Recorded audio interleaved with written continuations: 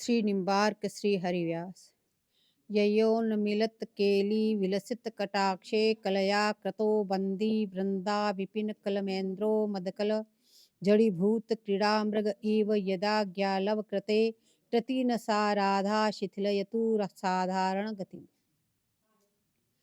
आचार्य चरण इस मन को किस प्रकार से प्रिया के चरणों में लगाएं, किस प्रकार से प्रिया जी का चिंतन करें, कौन सी उनकी केली लीलाओं का चिंतन करें, उस विषय में बताते हुए कह रहे हैं।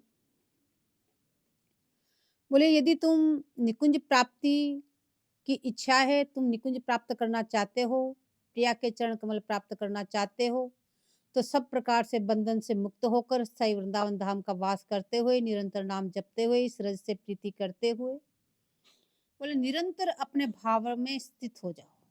कि मैं प्रिया की दासी हूँ, सखी भाव से निरंतर प्रिया की सेवा करो। अपने भावात्मक स्वरूप से बोले निरंतर प्रिया की सेवा करो और फिर रसमय सेवा को करते हुए बोले विरही बनकर ढूंढो। बोले जिन ढूंढा तिन पाया, इसलिए उनको ढूंढो। बोले उसके बाद में अगर न इस तरह से हमें विरह उत्पन्न नहीं हो रहा, रोना भी नहीं आ रहा, तो बोले नकल करते हुए भी करो, लेकिन इस क्रिया को करो।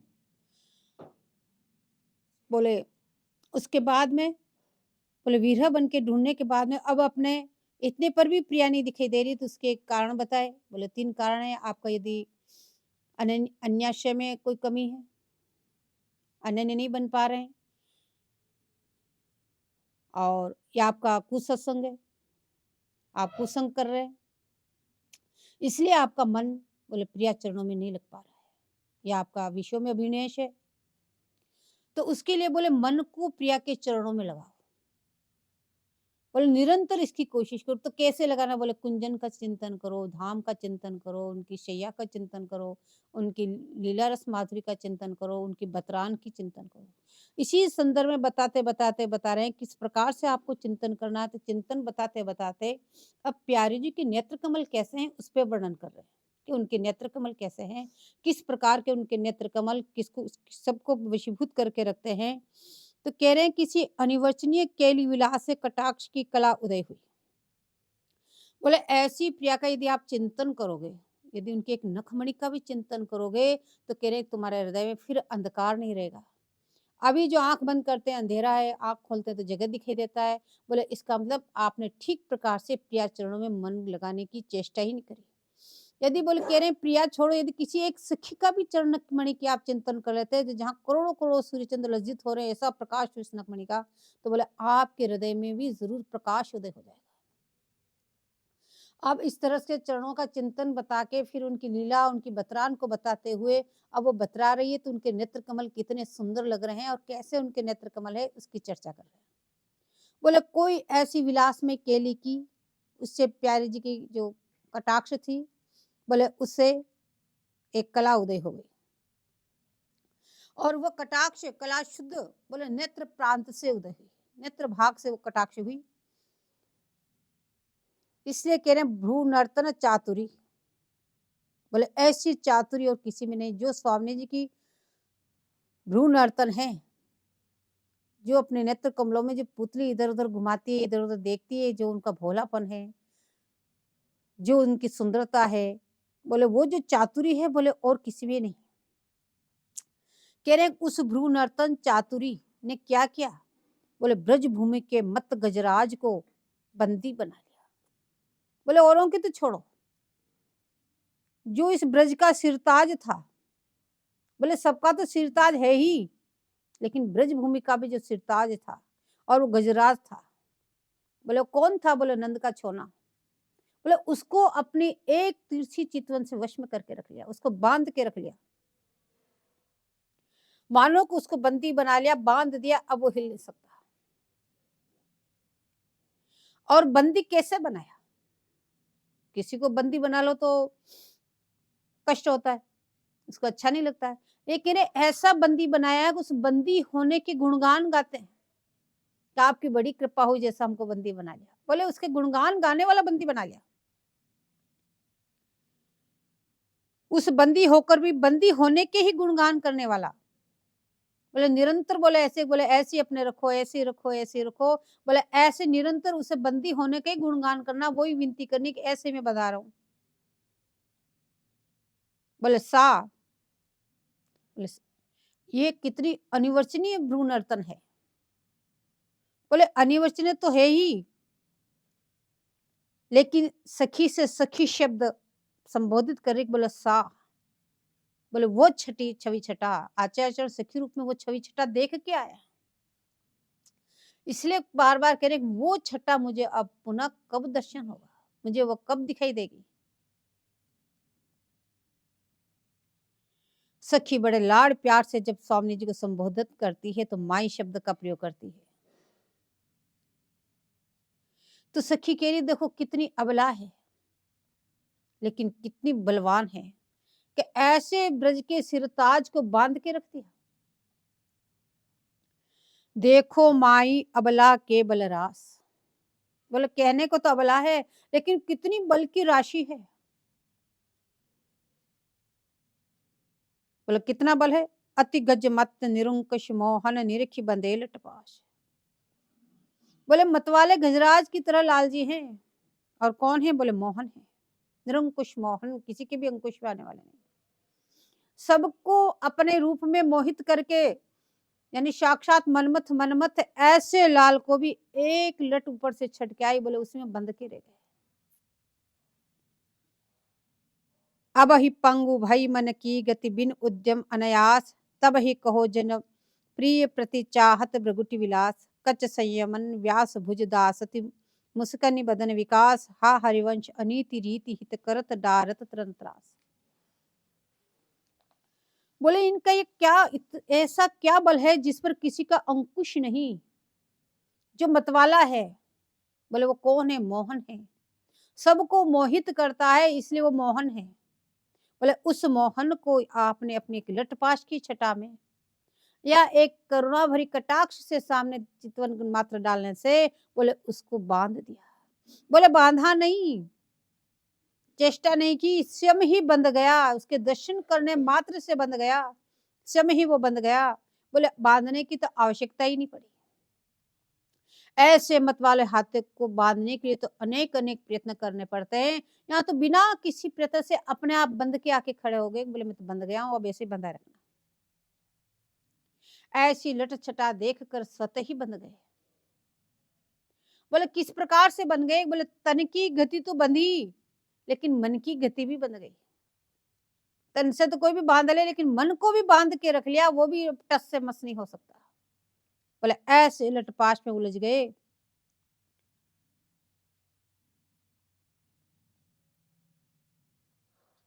अब मन की गति भी बोले किसी प्रकार की कोई चेष्टा न करने पर भी पंगु हो गई। और जब प्रियाजू लाल जी की तरफ प्रगुटिपात करेगी, अब ये तो अभी तो लटपाश में बंधे हैं। बोले कहीं स्वामी जी ने तिरछी चितवन से लाल जी की तरफ निहार लिया तो बोले लाल जी की क्या दशा होगी। ये बात सखी से सखी कह रही, देखो माई, बड़े लाड़ लाड़ प्यार से बात करती सखी, तो एक दूसरे को माई शब्द से प्रयोग करती कि देखो माई। बोले ये तो लटपाश में से उलझ गए, ये पंगु होके रह गए, और काश प्यारी जी ने इनको तिरछी चितवन से निहार लिया तो क्या हो जाएगा।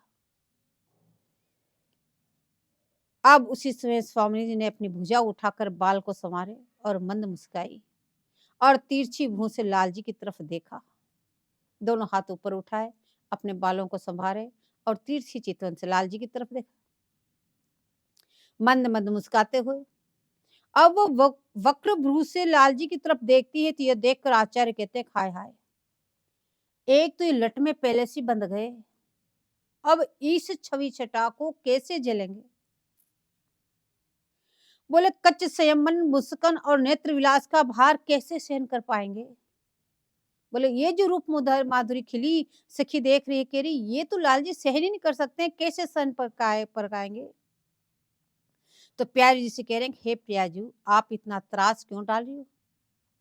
बोले हित के राज में अनिति है, आप हित अनहित नहीं सोच रहे हैं। बोले तो अनिति है।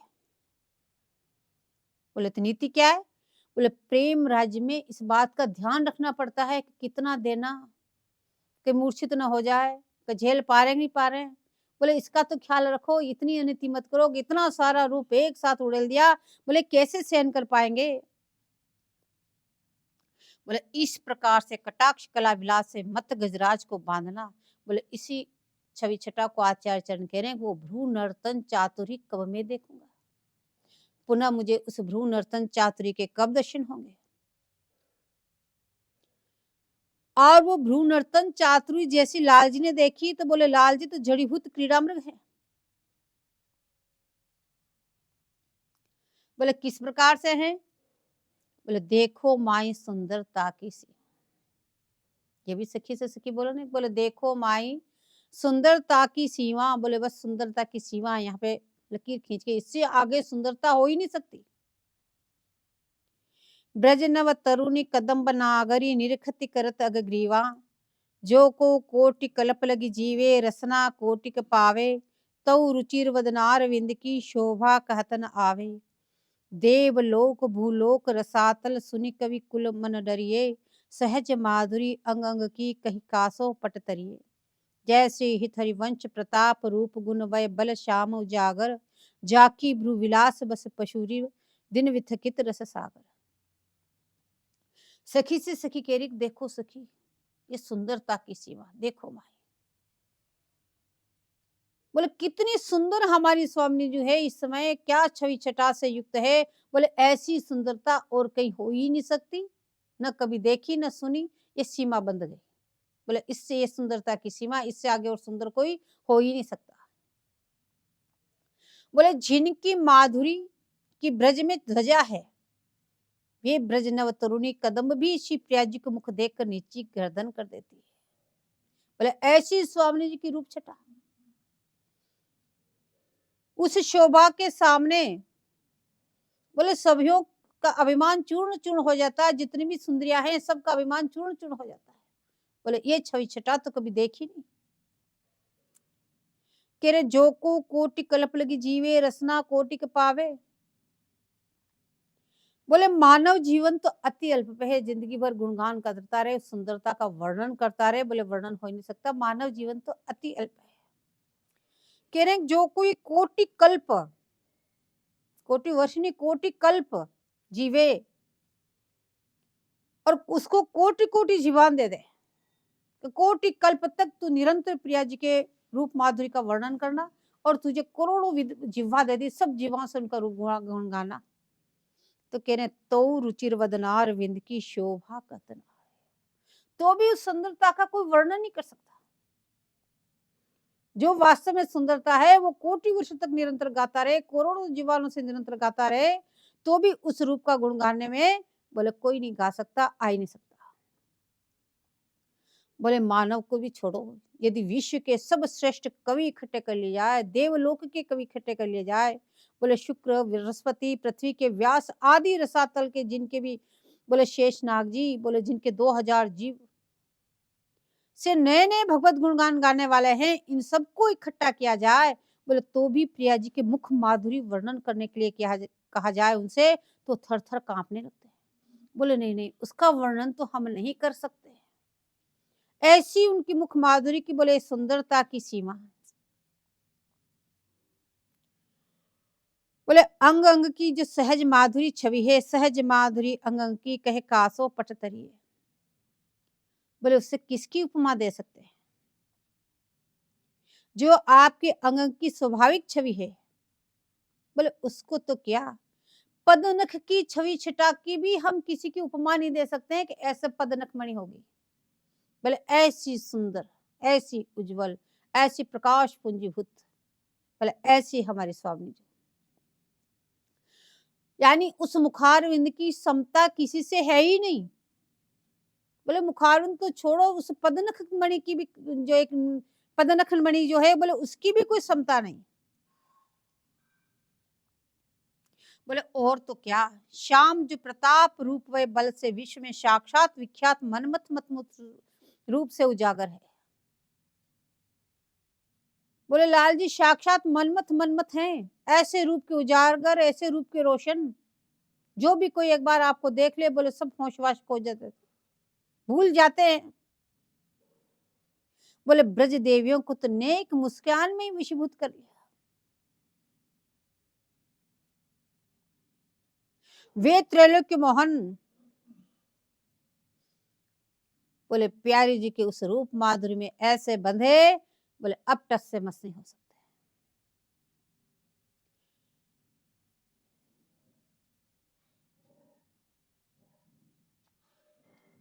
नंददास जी महाराज कहते हैं कि होरी खेलने दोनों पधारे।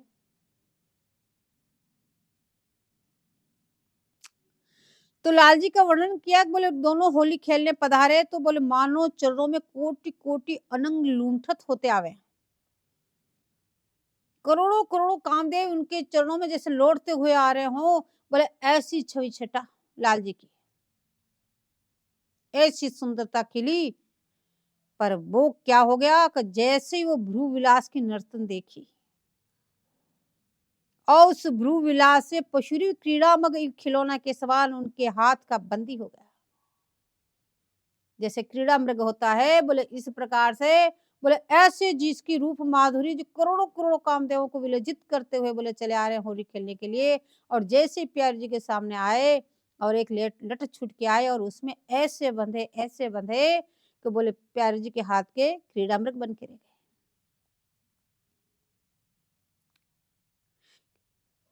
उनसे रस सागर रस पाना चाहता है, उनसे रस में अपना जीवन चाहते हैं, तो यह साभ्रू नर्तन चातुरी बोले वह जड़ी भूत का भाव है जो सबको नचाता है। आज वो शम बंध के रह गया और शम बंद करके बोले उनकी इच्छा के अनुसार नाच रहा है। बोले जिनकी ऐसी भ्रू विलास नर्तन, यदि तुम भी वहां जाकर के उस भ्रू विलास नर्तन को जरा देखो, जो ऐसे साक्षात मनमथ लालजी सबको अपने रूप में मोहित करने वाले लालजू बोले उसमें बंध के रह गए। अगर तुम भी वहां पे जाके उस भ्रू विलास को देखोगे तो क्या तुम नहीं बंधोगे? फिर तुम्हारा मन कहाँ जाएगा? ये मन को स्थिर वहां बांधने की चर्चा चल रही है कि मन को वहां किस में अटकावे, किस से लगावे। तो भ्रू नर्तन की वह आचार्य चरण उसका वर्णन कर रहे हैं कि जो ऐसे साक्षात मनमथ पूरे ब्रह्मांड विश्व और सब भगवत धामों को अपने रूप में जिसने मोहित कर रखा है, बोले वो लाल आज एक लटपाश में बंध के रह गया और ऐसा बंदी बना निरंतर उनका गुणगान करने वाला बंदी बन गया। तो क्या तुम उस रूप माधुरी का अवलोकन करोगे तो क्या तुम्हारा मन वहां बंध के नहीं रह जाएगा?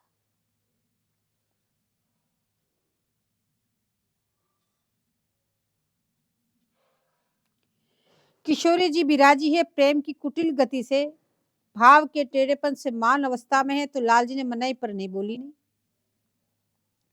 बोले स्वामी जी किसी भाव गंभीर अवस्था में विराजमान है, ऐसे विराज गए जैसे मान क्या हो, वैसे मानवती है नहीं पर विराज गई। लाल जी ने समझा कि कोई बात है, वो मनाने लग गए। पर स्वामी जी बोली नहीं, ऐसी गंभीर अवस्था में विराजमान है।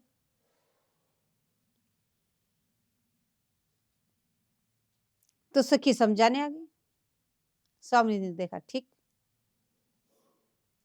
सखी कह रही ऐसे रसीले श्याम सो मानन कीजिए। हे स्वामी जी उछली तो पता चला अरे मैं तो मान किया नहीं, पर ये मना रही तो ठीक है, अब इनको जवाब ही देना चाहिए। बोले ऐसे रसीले श्याम से मान नहीं करना चाहिए आपको। स्वामी जी बोले क्यों? बोले उनका कोई दोष नहीं है। स्वामी जी बोले अच्छा दोष तो मेरा है, उनका कोई दोष नहीं है। पर सुन सकी, ये कार्य जितने भी होते ना सब बुरे होते हैं, क्योंकि कार्य है कपटी है और त्रिभंगी है। और उनको तू सीधा सरल कहती है, क्या बात है? तू फिर बहुत सीधे बहुत सरल है, इनका कोई दोष नहीं। तू जानती नहीं दिखने के कार्य ऐसे कपट भरी बात करते हैं और 3 जगह से टेढ़े, एक जगह से हो तो भी चले। तो सखी बोली स्वामी जी ये बात बताओ, इनको ऐसा बनाया किसने? ये काले और कुटिल और जो त्रिभंगी बने हुए हैं, ऐसा इनको बनाया किसने, ये बताओ। तो नंदा जी अब लालजू की तरफ से प्रिया जी से कहते हैं कि तेरी भौं की मरोड़ों से ललित त्रिभंगी भये, अंजन दे चित्ते ताते भये श्याम बामरी। हे बाम, हे स्वामी जी, वामा भामा इसलिए कह रहे हे बाम। बोले तेरी भौं की मरोड़ से ललित त्रिभंगी भये। आपने जिस प्रकार से तिरछी चितवन से इनकी तरफ देखा, उसी समय 3 जगह से टेढ़ा हो गया। इसमें इनका क्या दोष? ये त्रिभंगी है तो त्रिभंगी इनको बनाया किसने? आप नहीं बनाया। ये क्या कर सकते हैं बेचारे, ये तो बंधे हुए। और बोले तो काले कैसे हो गए? बोले अंजन दे चित्ते ताते भये श्याम बामरी। बोले आंखों में अंजन डाल के जैसे आपने इनको निहारा, उससे काले पड़ गए।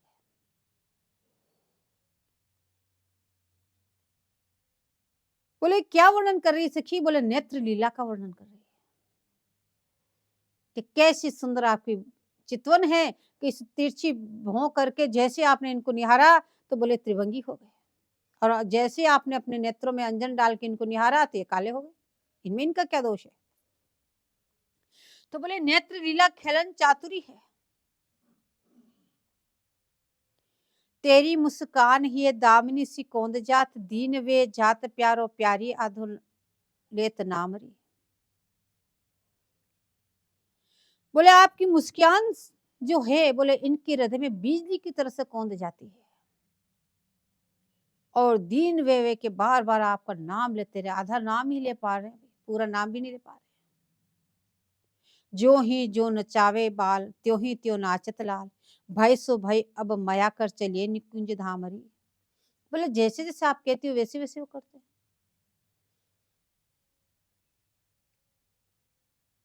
और अब आप शीघ्र चलो यहाँ से, निकुंज में पहुंचो। स्वामी जी बोली नहीं। तो सखी पुनः कह रही नंददास प्यारी बोलो तो बुलाए लाऊं, उनको कलब भी तेरे घड़िया में। आप नहीं चल रहे हो, लेकिन आपकी यदि आज्ञा हो तो उनको बुला के यहीं लिया। तो कह रहे तेरी आंखिन जो है वो बोले सुबाण जैसे इंद्र अनखाय वर्णो, जैसे तेरे नेत्रों से बाण छूटते हैं, जैसे इंद्र कोप करके जो बरसता है पानी की तरह, बोले ऐसे आपके नेत्रों से बाण पे बाण, बाण पे छिटकते हैं। बोले उनके सामने सब अस्त्र झूठे हो जाते हैं, कोई भी उन बाणों को रोक नहीं पाता, कोई सी भी अस्त्र चलता नहीं। जब आप अनख वचन बोलो तब लालजी अति दीन हो जाते हैं। तो सखी कहती जरा प्रेम से तो बोलो।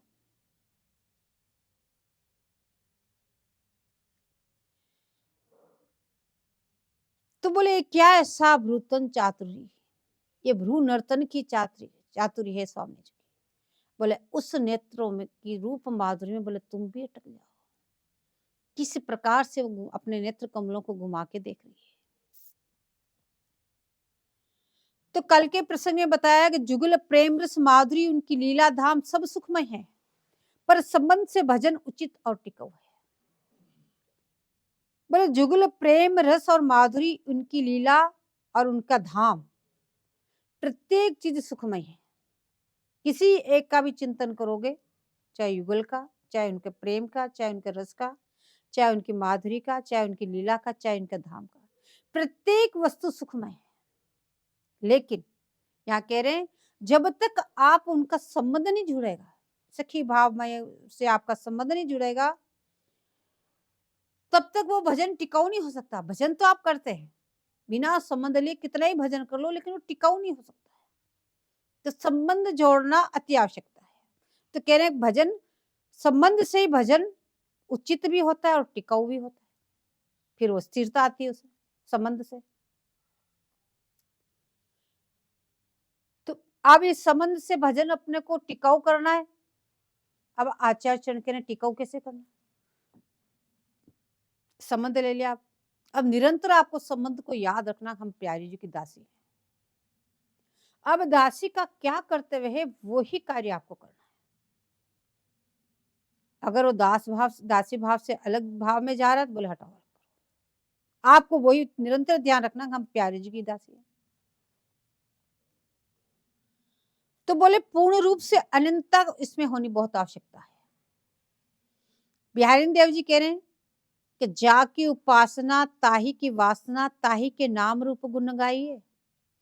बोले जिसकी आप उपासना करते हो, उसी की हृदय में लालसा होनी चाहिए, वासना होनी चाहिए। ऐसे नहीं उपासना किसी करके चाह किसी को रहे, बोले ऐसे काम नहीं चलेगा। जा की उपासना ताही की वासना, उन्हीं की लालसा होनी चाहिए कि हमें वो कब प्राप्त हो।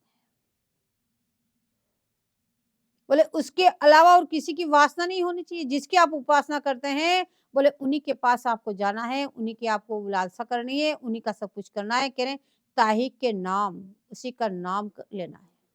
जिसकी उपासना कर रहे हैं उसी का नाम लेना है, बोले उसी के रूप का चिंतन करना है, उसी का गुणगान करना है। जा की उपासना ताही की वासना, ताही के नाम रूप गुण गाइए। तो बोले वासना केवल एकमात्र युगल दर्शन की हो। कब प्रिया के दर्शन होंगे, कब लाल जी के दर्शन होंगे, कब उन युगल छवि को मैं निहारूंगा। बोले एकमात्र ये आपके हृदय में लालसा होनी चाहिए और कोई लालसा नहीं। बोले ये लालसा क्यों नहीं हो पा रही है। बोले धन, स्त्री, पूजा, प्रतिष्ठा, सबकी लालसा हृदय में विद्यमान होने से वो प्रिया की लालसा आपके हृदय में हो नहीं पा रही है। तो कह रहे हैं कि इन सब लालसाओं का त्याग कर दो। बोले धन, स्त्री, पूजा, प्रतिष्ठा, बोले सबकी लालसा अपने हृदय से त्याग कर दो। हमें ये सब कुछ नहीं चाहिए।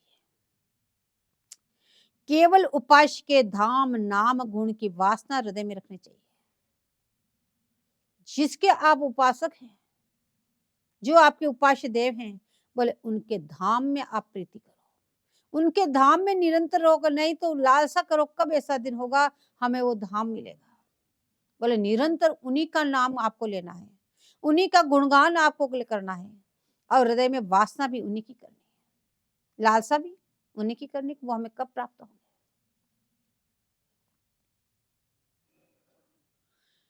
बोले ये तो चलो ठीक है, धाम में वास कर लेंगे, नाम जप कर लेंगे, गुणगान गा लेंगे, निरंतर वाणियों के पाठ करेंगे, लेकिन जो अन्य वासना है वो त्याग करके ही ये वासना उदय होगी, प्यारे जी की हृदय लालसा, ये थोड़ा कठिन लगता है। वासना का त्याग बोले अति कठिन है। बोले वासना को कोई त्याग नहीं सकता। तो आचार्य चरण के केवल उसको परिवर्तित कर दो, वासना को त्यागो मत।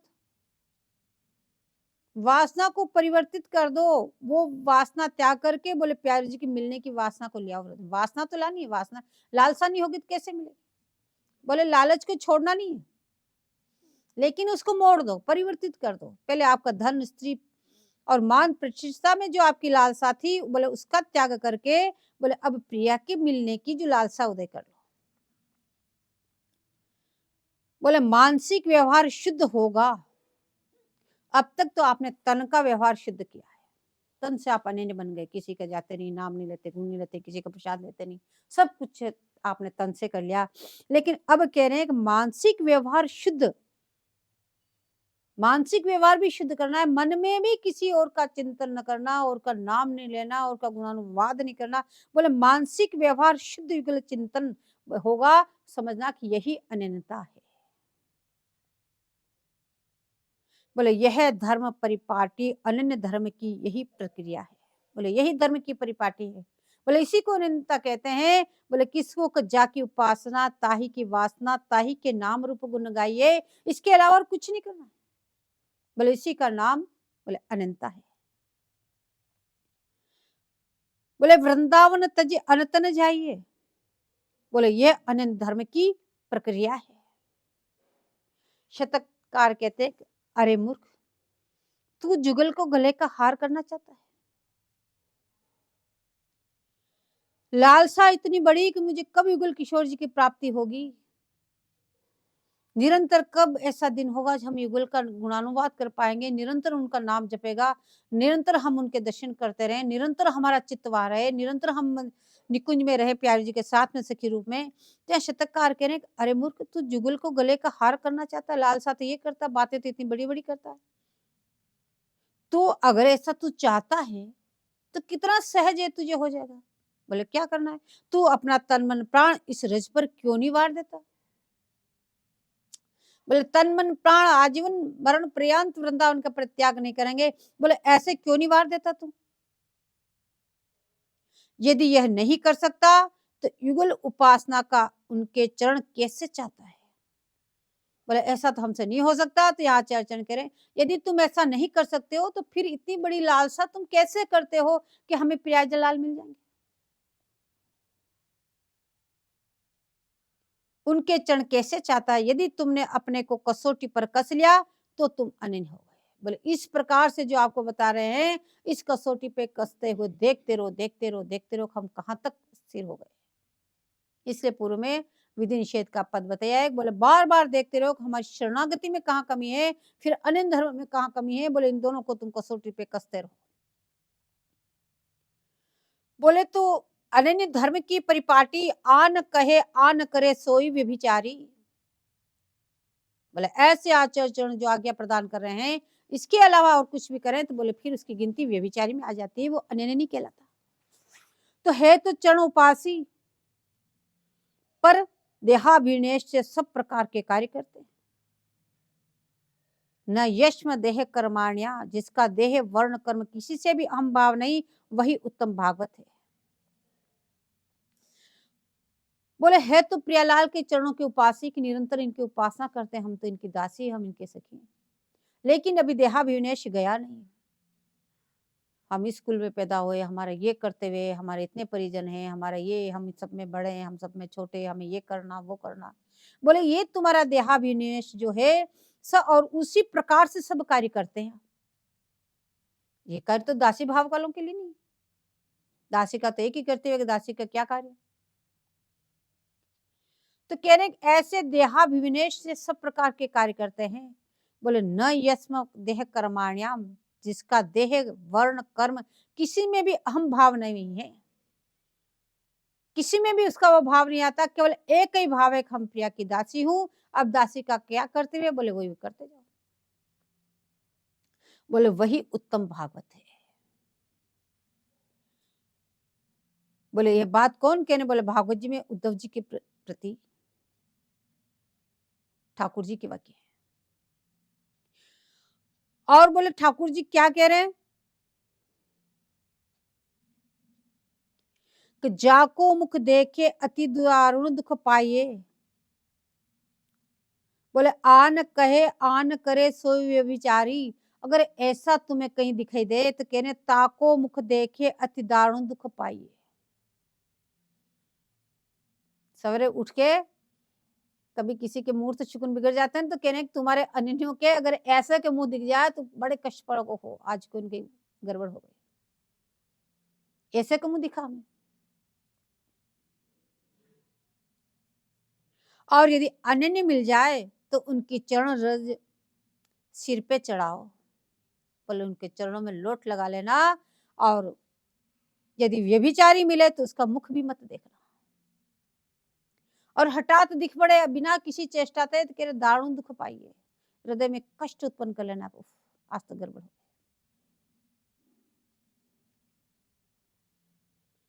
क्यों क्यों कह रहे ऐसे, कह रहे व्यास हो तो उपहास त्रास अछत कत दास कहिए। क्योंकि हो तो तुम अनन्य, पर यदि तुम में लोक वेद की त्रास और आस होगी तो तुम्हारा और तुम्हारे इष्ट का उपहास होगा।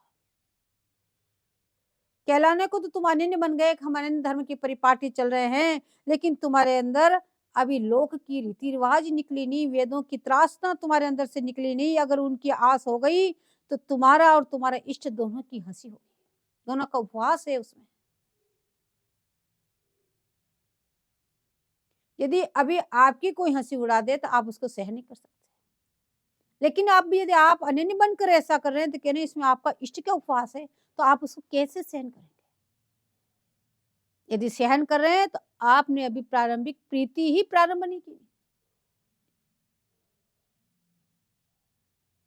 हरि गुरु संतन की त्रास होनी आशा भी इनकी ही कृपा ही इनकी होनी चाहिए।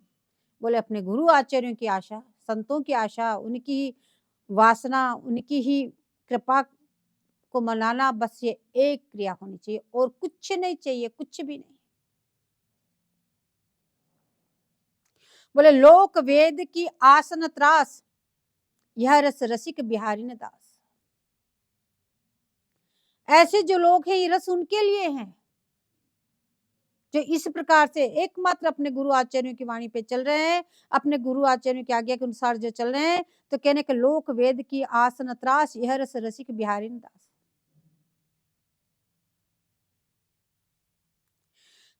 फिर कह रहे हैं कि साधक वाणी और देह पर तो अधिकार कर भी सकता है। बोले इसी प्रकार सभी आचार्य एक मत से एक ही बात कह रहे हैं, इस प्रकार से अनन्य बनकर के तुम प्रियालाल का चिंतन मनन करोगे तो निश्चित प्रियालाल आपको दर्शन देंगे। आप इसी देह से, इसी नेत्रों से बोले प्रियालाल के दर्शन करोगे।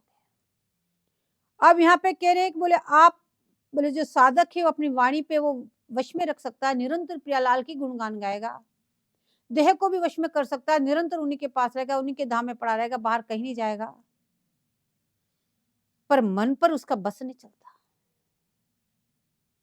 फिर गुणमूल के आचार्य चरण पुनः मन को बस करने की प्रक्रिया बता रहे हैं कि मन पे साधक का बस नहीं चलता, वो कितनी कोशिश करता है लेकिन फिर वो भग जाता है। अब उससे साधक क्या करे? तो कह रहे हैं कि इसीलिए बता रहे हैं कि बोले यदि वाणी ग्रंथन के सहारे दोनों की रूप माधुरी का चिंतन करता रहे, तो जब चिंतन में दोनों की रूप माधुरी का चिंतन आप करोगे तो मन कहाँ जाएगा बेचारा? भले ही उनके चरणों में लग जाए, कोई बात नहीं, कहीं ना कहीं अटकाए रखो इस मन को।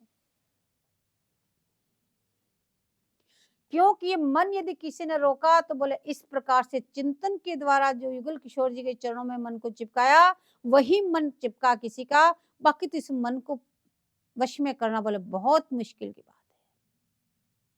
ज्ञान, भक्ति, कर्म कोई भी मन को नहीं रोक सकता, क्योंकि मन से चंचल कोई वस्तु नहीं। ध्रुवदास जी महाराज कहते हैं कि मन से चंचल कोई वस्तु नहीं, इतना शीघ्र कोई नहीं जा सकता जितना मन ये सारा संसार में भ्रमण कर आएगा एक सेकंड के अंदर।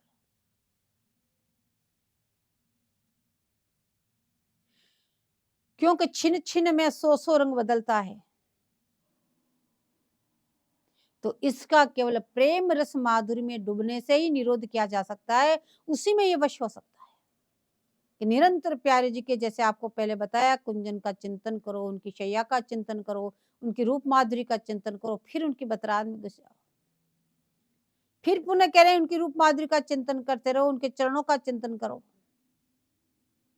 बोले तब ही ये मन का आप निरोध कर सकते हैं और ये मन वहां पे जम सकता है, वहां जा सकता है, वहां रह सकता है आपका मन। तो पुनः कहने की वो माधुरी कैसी है? उपयुक्त तो इतनी माधुरी आपको बताया है आचार्य चरण कि इसमें मन लगाओ, इसमें मन लगाओ। अभी नेत्र कमलों का वर्णन किया, उन नेत्र कमलों में ऐसे मन लगाओ। अब पुनः कह रहे हैं कि आप वैसी मन लगाओ, फिर कह रहे हैं कि वो नेत्र माधुरी कैसे है? बोले दोनों युगलवर गलबैया दिए क्रीड़ा कर रहे हैं, बोले इसमें मन अटकाओ। दोनों गलबैया देख के बोले क्रीड़ा कर रहे हैं।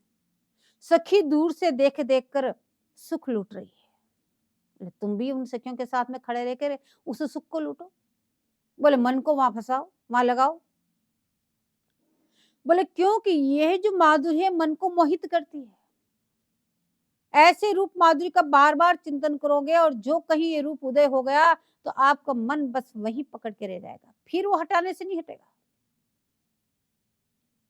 और वो शिक्षा दूर से देख रही है और दोनों के नीलांबर पीतांबर उलझे हुए हैं।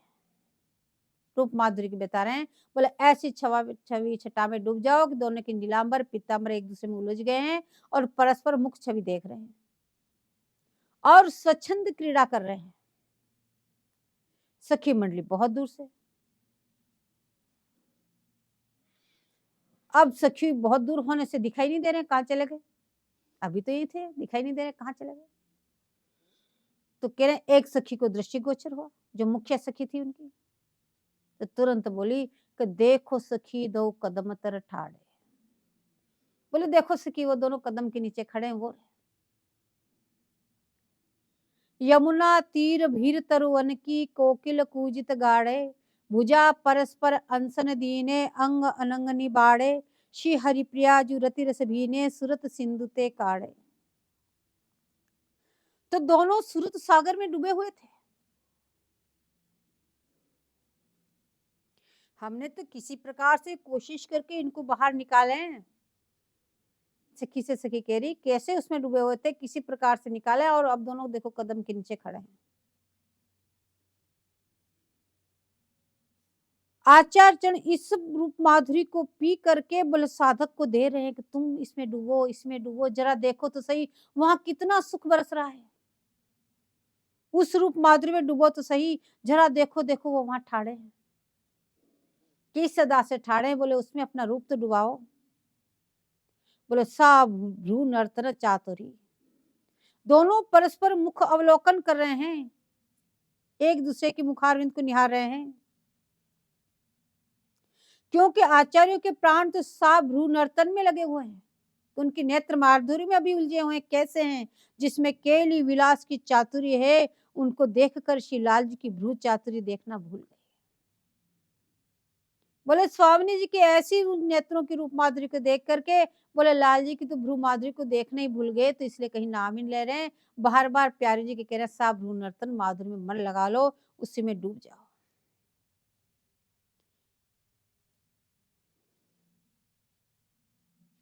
ज्योति पुंज द्वय मिदमहो मंडलाकार मस्या वक्षस्युमादयति हृदय की फलंत दग्रे भ्रू को दंड नकृत घटनम सतकटाक्षे बाणे प्राणारहन्यात किमु परमतो भावी भूयो न जाने।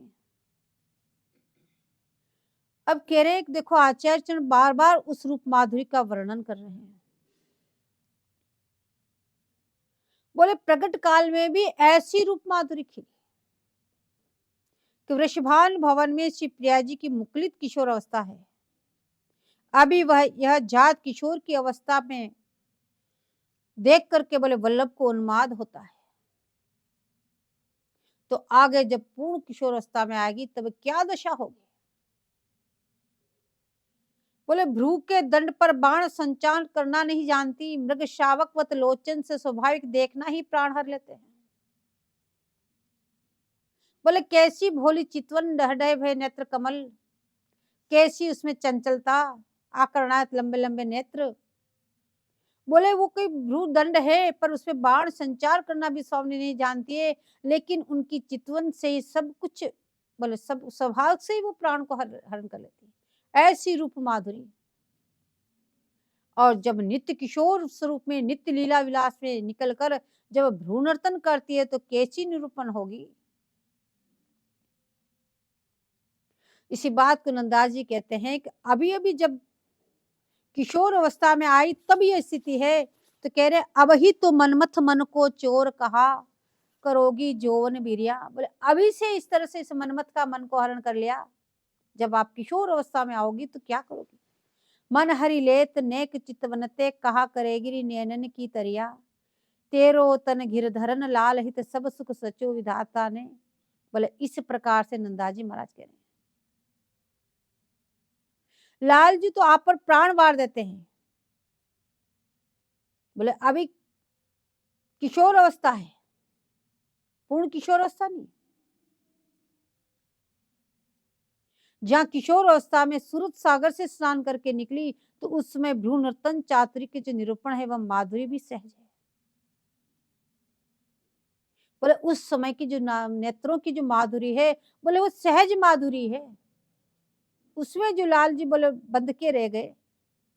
सहज माधुरी अंग अंग की कही कासो पटतरी, बोले सा चारु नेत्रांचले लीला खेलन चातुरी, आकर्णात नेत्रों की पुतलियों की स्वाभाविक लीला खेलन चातुरी, नटन देखन और चलन उससे एक एक लीला के पटल उदय होते हैं। बोले प्यारी जी की जो नेत्र कमल हैं वो सहज कोई चेष्टा करके नहीं है, सहज जो उनकी अंग की माधुरी है, सहज जो उनकी नेत्रों की जो माधुरी है, इतनी सुंदर इतनी सुंदर। बोले हम किसकी उपमा दें, उपमा देने के लिए कोई बचा ही नहीं, कासो पटतर करिए।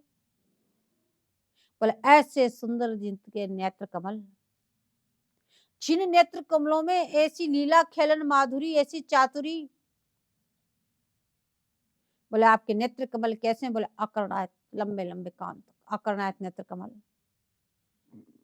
उसमें जो आपकी नेत्र की पुतलियां की स्वाभाविक लीला खेलन चातुरी, उसमें जो चंचलता है वो नटन जो है, और जो आप सहज माधुरी से जो देखती है, चंचल गति से जब नेत्र चलते हैं, तो कह रहे हैं उनमें एक एक लीला के पटल उदय हो रहे हैं। बोले उसकी उपमा तो नहीं, पर हम उसकी मंगल मना सकते हैं कि ऐसे नेत्र कमलों की सदाए जय हो, जय हो, जय हो।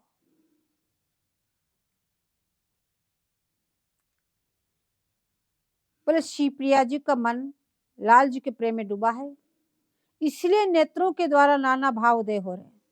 तो सखी बोली कि देखो सखी, खंजन मीन मृगज मद मेटत कहा को नैनन की बातें, सुनी सुंदरी कहाँ लो सिकही मोहन वशीकरण की गातें, बंक निसंक चपल अनियारे अरुण श्याम सित रचे कहाते, डरत न हरत परायो सरबस मृदु मधु शिव मादिक दृग पाते, नेक प्रसन्न दृष्टि पूरन करी नहीं मो तन चितियो प्रमुदाते, जय श्री हित हरिवंश हंस कल गामिनी भावे सो करहूं प्रेम के नाते। तो बोले लीला की चातुर्य है, नेत्रों की चातुरी भी बता रहे हैं। अब यहाँ कह रहे हैं लीला की चातुरी है, तो कह रही सखी से सखी देखो सखी, स्वामी जी से सखी कह रही कि देह स्वामी जी, जो नेत्रों में खंजन की सी चंचलता है और मछली टूटती धार में चढ़े ऐसा चढ़ाव, और मृग छोना का जो डहापन है, फिर देखने की जो माधुरी, पानी जब ऊपर से गिरता है नदी में, उस ऊपर से टूटती हुई धार में मछली ऊपर चढ़ जाती है। बोले ये जो आप नेत्र कमलों का जो चढ़ाव है, आपके नेत्रों की जो चंचलता है, और ये मृग छोना की तरह जो भोलापन है, फिर उसमें भी आप गर्दन इधर घुमा के, फिर कभी नेत्र कमल इधर घुमा के, इधर घुमा के, जो फिर के जो आप देखती है, बोले इन तीनों के मद को आपके नेत्र मेट रहे हैं। बोले खंजन को, मृग छोना के और मछली के, बोले इन सब के गमन को तो चूर चूर आपके नेत्र कमल कर रहे हैं। उनकी उपमा कैसे दें, ये तो तुच्छ है आपके नेत्र कमलों के सामने। परंतु हे सुंदरी, हे स्वामी जी, आप एक बात बताओ कि आपने सब गाते किस पाठशाला में सीखी? सुनी सुंदरी कहाँ लो सिखाई मोहन वशीकरण की गाते, ये सारी बातें आप कहाँ सीख के आई? ये सब कहने पर भी कहते हैं कि बहुत बहुत ही चाल चितवनी बाकी, आपके सब कार्य बाके हैं, क्योंकि विठल विनोद तो ही मिले बाके बिहारी। सब बातें बाकी होने से, बोले इस प्रकार से, बोले आपको ये सब बाकी बातें क्यों हो गई कि आपको बाके बिहारी मिले। तो बोले वक्र दृष्टि श्रृंगार में प्रधान, बोले निशंक है आप, जिसमें कोई शंका नहीं, अति के चंचल, एक छिन छिन में अनेक अनेक भाव बदलते हैं। अनियारे अकर्णायत नेत्र कमल लंबे लंबे, उनमें अरुणता, श्यामता और शीतता, श्वेत, ऐसी वस्तु आपको कहां से मिली? डरत न, जिसपे नेक भी पड़ गए उसका सर्वशरण कर लेते हैं, नेक भी नहीं डरते। किसी भी कोई भी वस्तु ले जाए तो भय लगता है, बोले आप तो उसका सर्वशरण कर लेती हो, लेकिन आपको तनिक भी भय नहीं। पर श्यामे, इनमें ऐसी मिठास, मृदुता और मधुमादकता है कि श्याम से अपना सर्वस्व दे देते हैं। आप तो सर्वहरण भी करती ही हो, लेकिन जो सर्वहरण करने वाला भी सर्वस्व अपना आपको सौंप देता है कि तो आपने प्रसन्न होकर करुणा भरी दृष्टि से मोतन तो चितियो, हे स्वामी जी प्रसन्न होकर के एक बार करुणा भरी चित्तन से मेरी तरफ भी देख लो। हे हंसकल गामिनी, आप तो मंद मंद चलती है, आप यदि हम गति देखते हैं तो हंस की तरह किस प्रकार से धीरे धीरे चरण विन्यास करती हुई आप चलती है, पर आपके नेत्र इतने चंचल। बोले ठीक है, आप प्रेम के नाते सब कुछ कर सकती है, करो, आपकी इच्छा हो तो लाल जी से बोलो या चुप रहो, पर मेरी तरफ तो करुणा से ही देखो। सखी मांग रही है, हे स्वामी जी आप तो करुणा भरी दृष्टि से ही मेरी तरफ देखो। बोले इस प्रकार जिनके नेत्रों की खेलन है, जिनकी चातुर्य है, बोले उस नेत्र में अपने मन को डुबा दो, फिर आपका मन कहाँ जाएगा? बोले ये मन क्या चाहता है? रूप चाहता है, मिठास चाहता है, और वो रूप और मिठास बोले कहीं नहीं है। बोले एक बार वहाँ चिपका दोगे तो फिर आपका मन कहीं नहीं जाएगा। बोले सभी ने वहीं पे अपना मन अटकाया। सूरदास जी कहते खंजन नैन रूप रस माते, अतिशय चारु चपल अनियारे, पल पिंजरा न समाते, चली चली जात निकट श्रवणन के, उलटी पुलटी ताटंक फंदाते, सूरदास अंजन गुण अटके, नतरु अबहि उड़ी जाते।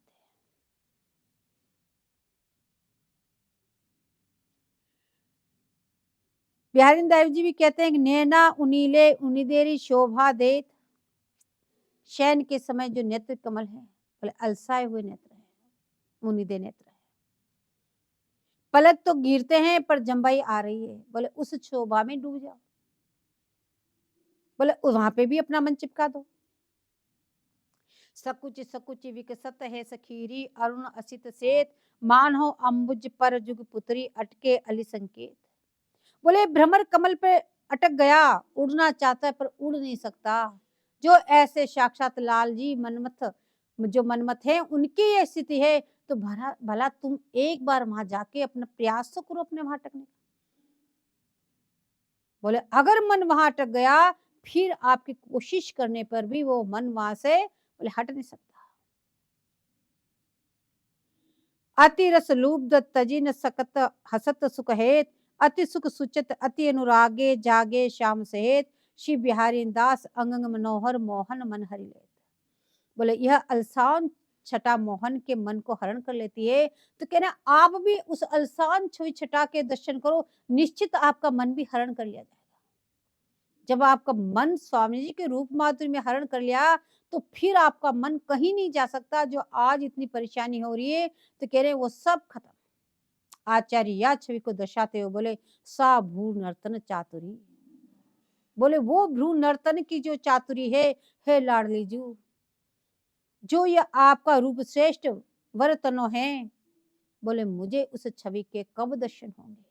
हे स्वामी जू, मेरे हृदय में वह रूप माधुरी प्रकट कर दो। जय जय श्री हरि।